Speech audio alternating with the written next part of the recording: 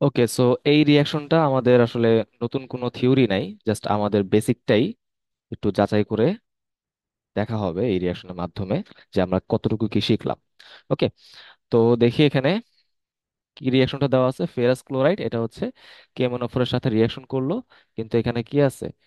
Acidic medium হিসেবে HCl আছে। তো H2SO4 বা HNO3 এখানে আমরা যেভাবে হিসাব করব, এখানেও কিন্তু একই রকম ভাবে আমরা ক্যালকুলেট করব।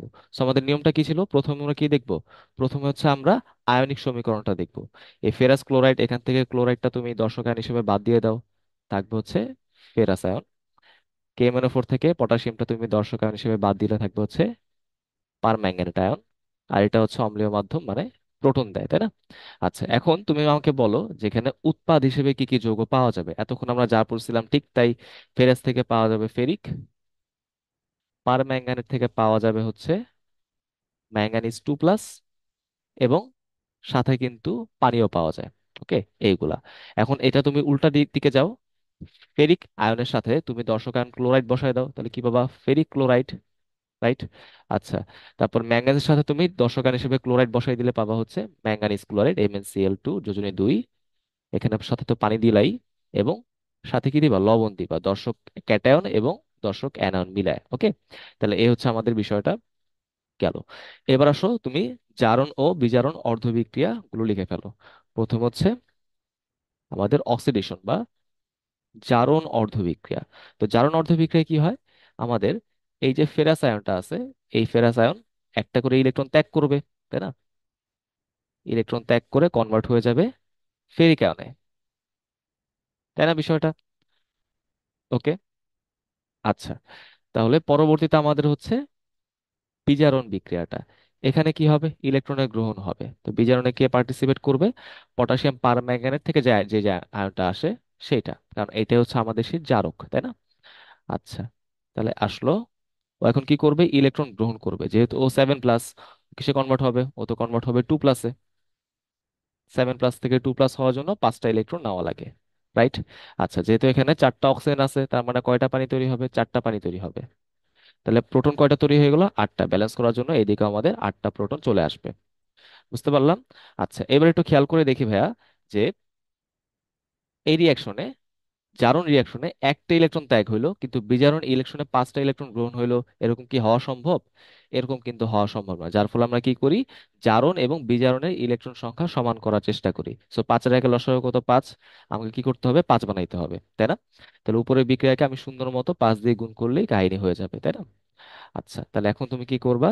জাস্ট এই জিনিসটাকে তুমি যোগ করে দাও।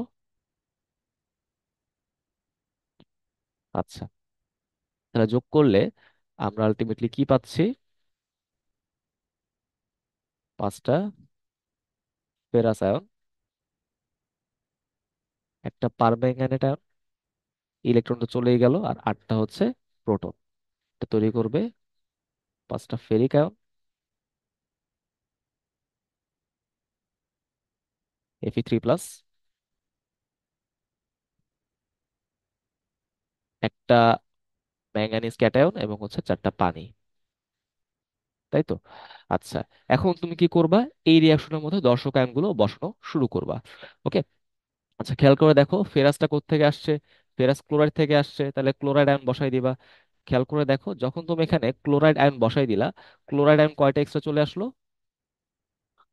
5 × 2 = 10টা, তাই না? রাইট, এই 10টা কিন্তু আমাদের ব্যালেন্স করতে হবে।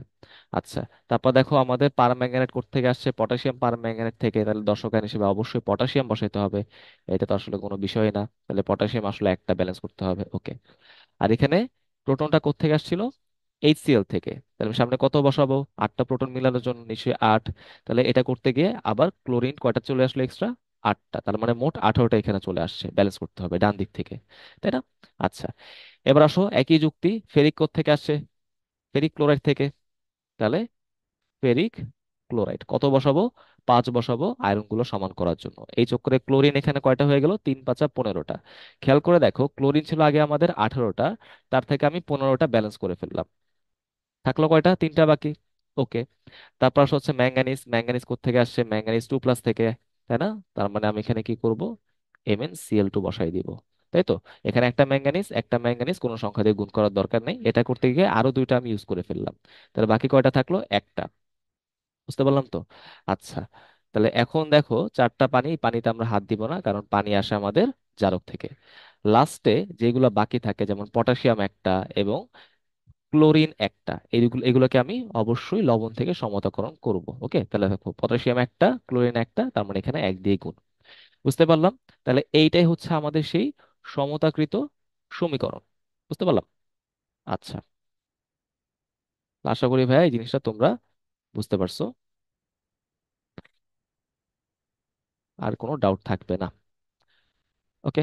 আচ্ছা, এবার একটু দেখার চেষ্টা করি এই যে রিয়াকশনটা আমরা করলাম এত কষ্ট করে, এটা কি এক লাইনে করা সম্ভব? উত্তর হচ্ছে হ্যাঁ, আমি কিন্তু এক লাইনে করতেই পারি। কিভাবে করতে পারি একটু খেয়াল করি ভাইয়া।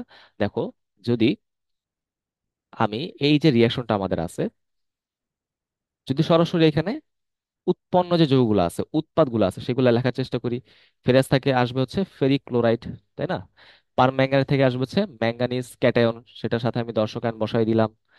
তারপর মুখস্থ পানি এবং সাথে লবণ, তাই না? দর্শক ক্যাটায়ন, দর্শক অ্যানায়ন, একটু কোনো সমস্যা নেই। এবার আমরা কি করব, এদের তুল্য সংখ্যাগুলো একটু দেখার চেষ্টা করি। এখানে দেখো ফেরাসটা কি করলো, ফেরিকে কনভার্ট হয়ে গেল, তাহলে +2 থেকে +3-তে কনভার্ট হইলো, তাই না? তাহলে এখানে তুল্য সংখ্যা কত হবে? এখানে তুল্য সংখ্যা হয় 1, রাইট? চার্জে যত পরিবর্তন হবে, তার মানে ফেরাস ক্লোরাইডে যে ক্যাটায়নটা আছে, ফেরাস ক্যাটায়ন, তার কিন্তু তুল্য সংখ্যা 1। সেই তুল্য সংখ্যা আমরা অপর যে অণুটা আছে সেটা সামনে বসাবো, অর্থাৎ আমাদের বিজারকের তুল্য সংখ্যা বসাবো কি, জারকের সামনে। ওকে, একই রকম ভাবে তুমি এখানে MnO4 এর কথা চিন্তা করো, এটা 7+ থেকে 2+-এ কনভার্ট হয়ে গেছে। তাহলে কত চেঞ্জ হইলো? এটা কিন্তু 5-এর চেঞ্জ হলো, তার মানে এর তুল্য সংখ্যা হচ্ছে 5।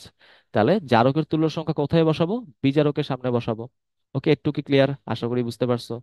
এবার দেখো জারক থেকে কি যৌগ তৈরি হলো, বিজারক থেকে কি যৌগ তৈরি হলো সেটা একটু দেখি। ওকে, তো আগে আমরা একটু বিচারক থেকে দেখার চেষ্টা করি। ফেরাস ক্লোরাইড থেকে তৈরি হলো ফেরিক ক্লোরাইড। ফেরাস এখানে আছে 5টা, তো তুমি এখানে 5 দিয়ে গুণ করে দাও। তাহলে আয়রন 5টা মিলে গেল, ক্লোরিন আমরা পরে দেখতেছি। আচ্ছা, এবার আসলে জারক, জারক এখানে ম্যাঙ্গানিজ কয়টা আছে? একটা। এখানে ম্যাঙ্গানিজ কয়টা আছে? একটা, তার মানে এখানে একই থাকবে। ওকে। আচ্ছা, তারপর দেখো জারকে অক্সিজেন কয়টা আছে? 4টা, তাহলে এখানে পানি কয়টা হবে? 4টা, তাই না? 4টা পানি করতে যে আমাদের প্রোটন কয়টা এক্সট্রা চলে আসছে? 8টা। তাহলে আমাদের এখানে প্রোটন কয়টা হবে? 8টা হবে। ওকে, রাইট? আচ্ছা, তাহলে এখন দেখো এখানে তোমার KCl সমান করতে হবে, তুমি চাইলে ক্লোরাইড আয়ন দিয়েও এই সমতাটা করতে পারো, বাট ইজিয়ার অপশনটা কি, পটাশিয়াম দিয়ে সমতাকরণ করা, কারণ দেখো এখানে পটাশিয়াম আছে একটা, সো আমাকে কিন্তু এখানে একই বসাইতে হবে। ঠিক আছে? তো আশা করি ভাই জিনিসটা তোমরা বুঝতে পারলা।